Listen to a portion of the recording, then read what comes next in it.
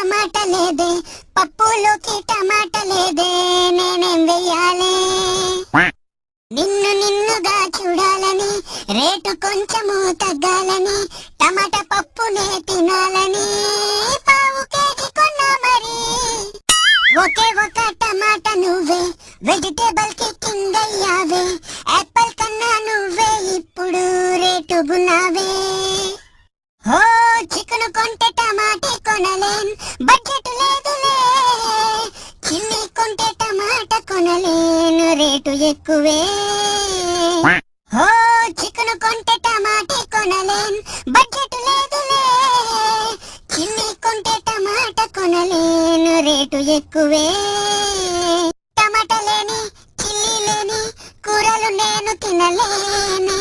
కొద్ది రోజులు ఫ్రై కూరలు వండి నేను